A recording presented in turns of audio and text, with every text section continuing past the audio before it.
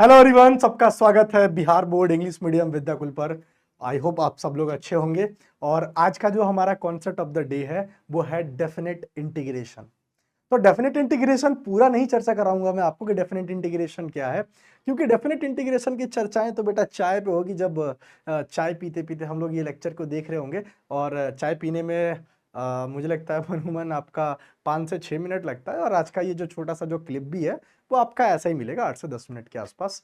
और बहुत मज़ा भी आएगा, बहुत ज़्यादा चीज़ों को सीख करके जाओगे। और सबसे बेस्ट पार्ट, आज जो मैं आपको चीज़ बताऊंगा ना, उसमें आप बिहार बोर्ड में पीवाईक्यू भी लगा पाओगे।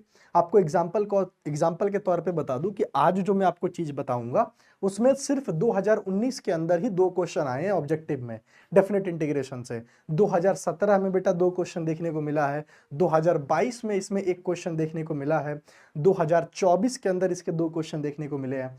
तो अपने आप में ही ऐसा टॉपिक है कि हर एक साल कहीं ना कहीं कभी 1 क्वेश्चन, कभी 2 क्वेश्चन, इस तरीके से इस वाले पार्ट से आते रहते हैं। तो डेफिनेट इंटीग्रेशन का बहुत प्यारा पार्ट है। चलो भाई कवर करते हैं आखिर इस टॉपिक के लिए। तो देखो, डेफिनेट इंटीग्रेशन वैसे होता क्या है, मैं आपको थोड़ा सा इंट्रो दे देता हूं। डेफिनेट इंटीग्रेशन आपका इंडेफिनेट से बिल्कुल अलग होता है। यहाँ पे कुछ चीजें ऐसे होती हैं, जैसे मान लो कि कोई आपके सामने एक फंक्शन दे रखा है और ये उसका डेरिवेटिव है। यहाँ ना कुछ बातें बताई जाती हैं, यानी कि कह सकते हो कि एक इंसान की हैसियत बताई जाती है कि आजकल तो लोग बहुत गंदे तरीके से लोगों को जज करते हैं। अगर किसी के पास एंड्रॉयड फोन है तो उसको अलग तरीके से जज करते हैं, किसी के पास एक एप्पल है तो उसको अलग तरीके से जज करते हैं। एंड्रॉयड में भी डिपेंड करता है कि कौन सैमसंग वाला है, कौन आपका ओप्पो वीवो वाला है। मतलब अलग अलग लोगों का अलग अलग वो होता है। तो जजमेंट वो अलग टाइप का हो गया जो हम लोग लोगों पे करते हैं, लेकिन डेफिनेट इंटीग्रेशन के अंदर जजमेंट होती है इनके लिमिट से। ये आपका हो गया ए से लेकर के बी तक। इसका मतलब ये है कि एक पोजीशन से लेकर के दूसरे पोजीशन तक की हमें एरिया बताना पड़ सकता है। जैसे कि अगर मैंने मान लो कि एक छोटा सा ग्राफ ही यहाँ क्यों ना ड्रॉ कर दिया हो, मान लो कि मैंने यही ड्रॉ कर दिया और ये वाला मैंने आपसे पोजीशन बोल दिया कि ये वाला पोजीशन आपका ए है और ये वाला पोजीशन मैंने आपका बोल दिया बी है, और मैंने आपसे बोला कि इनके बीच का एरिया बताओ। तो आप यहाँ कह सकते हो कि ए से लेकर के बी तक के ही बीच का एरिया बताना है। तो डेफिनेट इंटीग्रेशन तो ये एक छोटी सी चीज है कि, और इसको हम लोग क्या बोलते हैं, इसको हम लोग बेटा बोलते हैं लोअर लिमिट। इसको हम लोग क्या बोलते हैं, लोअर लिमिट। और इसको हम लोग क्या बोलते हैं, अपर लिमिट। इसको हम लोग क्या बोलते हैं, अपर लिमिट। अच्छा, लोअर लिमिट, अपर लिमिट, ये आपका फंक्शन हो गया, ये आपका इंटीग्रेशन का साइन हो गया। इंडेफिनिट इंटीग्रेशन में जो लास्ट में आंसर के बाद प्लस सी लगता था, वो यहाँ पे वो आपको सी देखने को नहीं मिलता है। आर्बिट्री कांस्टेंट यहाँ पे नहीं होता है, क्योंकि एरिया अगर हम निकाल रहे हैं तो वो एरिया एक फिक्स आएगा ना, कोई एक न्यूमेरिकल वैल्यू आएगी। तो इसीलिए यहाँ पे आपको प्लस सी देखने को नहीं मिलेगा। तो आज जो हम लोग कॉन्सेप्ट डिस्कस कर रहे थे डेफिनेट इंटीग्रेशन के अंदर, उस कॉन्सेप्ट कुछ इस टाइप से है। आपके बिहार बोर्ड के अंदर ऐसे क्वेश्चंस देखने को मिलता है। आपके ये वाला क्वेश्चन जो है आपका बिहार बोर्ड का ही 2019 का आया हुआ है। तो एक बार जानेंगे समझेंगे कि आखिर ऐसे क्वेश्चन के कॉन्सेप्ट क्या होते हैं। उससे पहले, आज के कॉन्सेप्ट समझाने से पहले मैं आपको एक छोटी सी चीज बताता हूं, डबल फैक्टोरियल क्या होता है, क्योंकि इसमें काम आएगा। डबल फैक्टोरियल क्या है, डबल फैक्टोरियल क्या है, आपने देखो सिंगल फैक्टोरियल आपने सुना होगा ना, आपने बेटा सिंगल फैक्टोरियल आपने सुना होगा। जैसे कि अगर मैं बोलता हूं 4 फैक्टोरियल, तो ये आपका होता था 4 इंटू 3 इंटू 2 इंटू 1, पूरा एक साथ, चरते हैं 12, 12 दूना का 24, ये आपका बेटा होता था सिंगल फैक्टोरियल। अच्छा, अगर यही मैं बोल देता हूं आपसे डबल फैक्टोरियल, अगर मैं चर्चा कर देता हूं डबल फैक्टोरियल की, तो डबल फैक्टोरियल का क्या सीन है। लेट सपोज अगर मैं 4 डबल फैक्टोरियल बोलता हूं, इसका मतलब है कि 4 से स्टार्ट करना है, और क्योंकि 4 ये एक इवन नंबर है तो इवन नंबर ही जाएगा, मतलब कि 4 इंटू 2, ये आपका आंसर हो जाएगा 8। मतलब क्या है कि अगर मैं कोई n फैक्टोरियल की बात करूंगा और अगर वो मेरा n हो सकता है कि या तो वो ऑड नंबर हो या तो वो इवन नंबर हो, मैं मान के चलता हूं कि n हमारा एक ऑड नंबर है।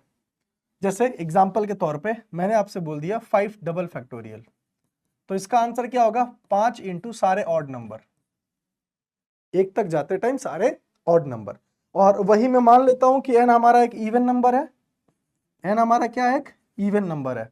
जैसे अभी हमने यहां देखा 4 डबल फैक्टोरियल, तो 4 से लेकर के सारे इवन नंबर। तो ये आपका हो गया इवन फैक्टोरियल, ऑड फैक्टोरियल। यही आपके दो नंबर भी देखेंगे एन फैक्टोरियल में। एक छोटा सा और एग्जांपल ले लूं, अगर मान लो कि मैं आपसे बोलता हूं 10 डबल फैक्टोरियल, तो 10 के नीचे नीचे जितने इवन नंबर है 10, 8, 6, 4 और ये 2। और वैसे ही अगर मैं आपसे बोलता हूं कि 7 डबल फैक्टोरियल, तो सारे, अब 7 ऑड नंबर है तो ये सारे के सारे ऑड, 7 इंटू 5 इंटू 3 और ये इंटू 1। कुछ इस तरीके से डबल फैक्टोरियल का कॉन्सेप्ट है। अब ये मैंने बताया क्यों, क्योंकि आज के सेशन में यही काम बहुत ज्यादा आपकी हेल्प करेगा। और इनको हेल्प करने के लिए मैं एक छोटी सी चीज आपके सामने पेश करूंगा, वो है the concept of Wallis integrals. John Wallis या जॉन वेल्स, बहुत लोग इनको ऐसे भी कहते हैं, और एक इंग्लिश के मैथमेटिशियन है जिनका मैथमेटिक्स में और खास करके कैलकुलस में अपने आप में ही बहुत बड़ा योगदान है।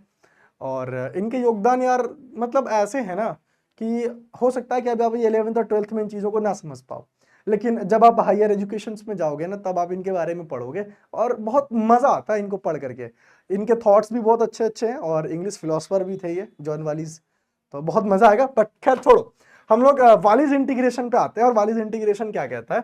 वालीज इंटीग्रेशन ये कहता है कि बेटा अगर कभी भी 0 से लेकर के π/2 लिमिट के साथ आपका एक इंटीग्रेशन दे रखा है, मान लेते हैं कि ये दे रखा है आपका sin की पावर m x dx, ठीक है, या ऐसे दे रखा है, ये भी हो सकता है, या हो सकता है आपका ऐसे दे रखा हो 0 से लेकर के π/2 और ये आपका दे रखा होगा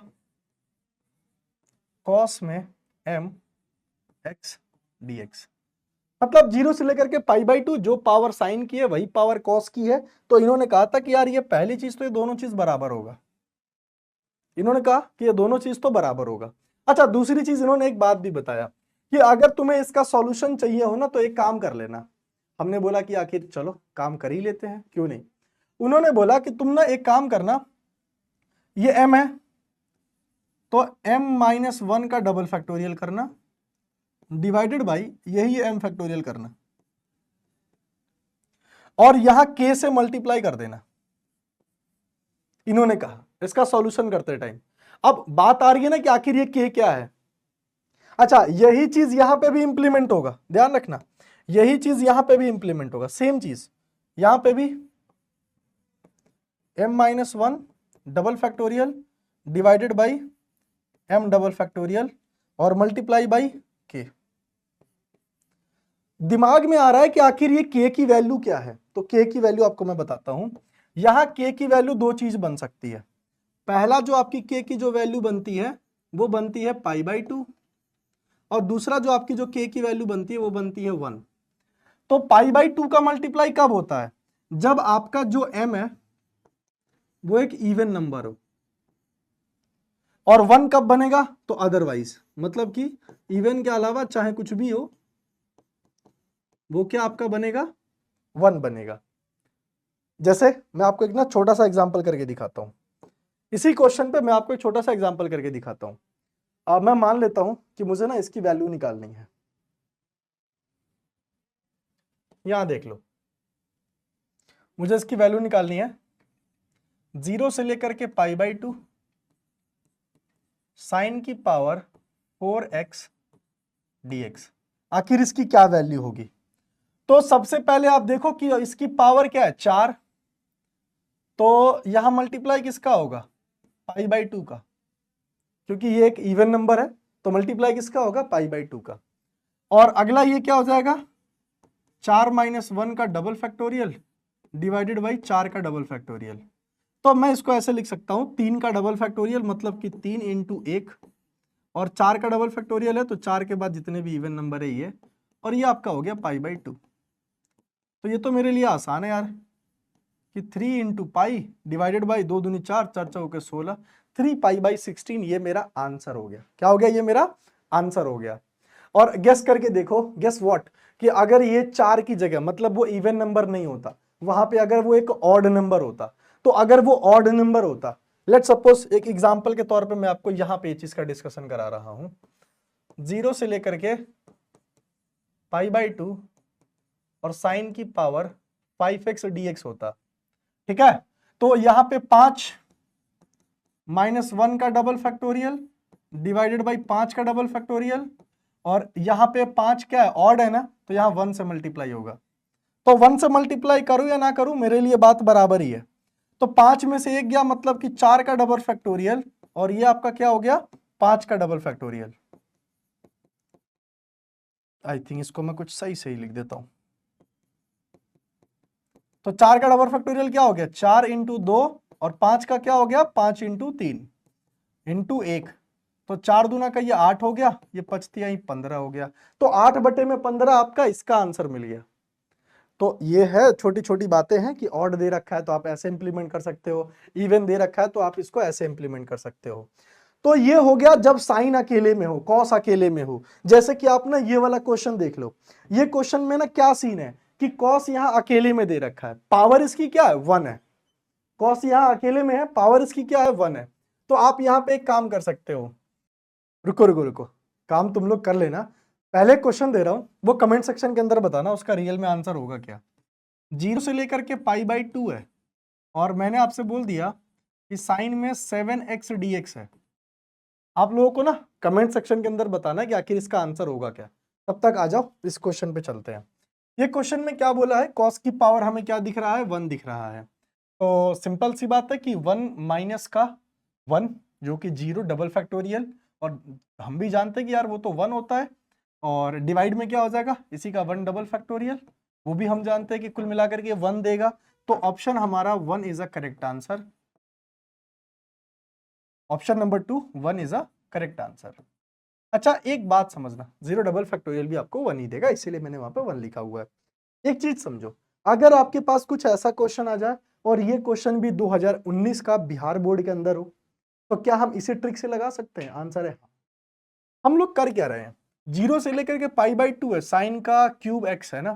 तो जब ये 3 दे रखा है तो क्या मैं ऐसे लिख सकता हूं, 3 माइनस का 1 डबल फैक्टोरियल, और ये कॉस की पावर कुछ है यानी कि ये 1 है, तो क्या मैं इसको भी ऐसे लिख सकता हूं, 1 माइनस का 1 डबल फैक्टोरियल। और नीचे मैंने आपको बता रखा था कि जब साइन और कॉस दोनों हो एक साथ, यानी कि m और n हो, तो बेटा फॉर्मूला बनता है m plus n double factorial, मतलब 3 और 1 4 डबल फैक्टोरियल। मतलब कुछ ये ऐसे होता है फॉर्मूला, m माइनस का 1 डबल फैक्टोरियल और n माइनस का 1 डबल फैक्टोरियल, और divided by m plus n का डबल फैक्टोरियल। बहुत आसान है, जब आप क्वेश्चन को सॉल्व करोगे तो खुद समझते जाओगे। तो ये आखिर है क्या, 3 में से 1 गया, मतलब कि 2 डबल फैक्टोरियल की बात हो रही है, मतलब कि एक आएगा 2, दूसरा कुछ है नहीं। 1 माइनस का 1 ये 1 ही आ जाएगा, और 4 मतलब डबल फैक्टोरियल, तो 4 इंटू ये कितना हो गया, 2 हो गया। तो 2 से 2 खत्म, 1/4, तो 1/4 हमारा यहाँ पे बेटा क्या हो जाएगा, करेक्ट आंसर। अगर जिस दिन आप ये बात समझ जाओगे, और अभी आपको ये टाइम लगेगा, बाद में आपको टाइम नहीं लगेगा, बाद में पता है कैसे सॉल्व करोगे। जैसे कि ये साइन की पावर 3 दे रखा है, तो आप देखोगे 3 से कम जितने भी आपके सामने इवन नंबर है वो ले लो। तो क्या हो गया, 2 1 है, तो वो हमारे पास कुछ नहीं है, बस 0 डबल फैक्टोरियल है। और नीचे 3 प्लस 1 4 डबल फैक्टोरियल, तो 4 से जितने नीचे इवन वाले हैं वो ले लो, 4 इंटू 2, 2 से 2 खत्म, 1/4, ये आपका आंसर। तो जब आपकी प्रैक्टिस बढ़ जाएगी ना, तो और आपको मजा देगा डबल फैक्टोरियल के कॉन्सेप्ट पे। तो ये कैसा लगा पूरा का पूरा सेशन, और इन्होंने ये कॉन्सेप्ट ऑफ द वालीज इंटीग्रल इन्होंने दिया था, एक बार कमेंट करके सभी लोग जरूर बताना, आपका इंतजार रहेगा। और प्लीज मेक श्योर कि आप इस चैनल को सब्सक्राइब करो, लाइक्स करो, और दोस्तों के साथ ज्यादा से ज्यादा शेयर करो कि ऐसी चीजें उन तक भी पहुंचे। तब तक के लिए बाय बाय, टेक केयर।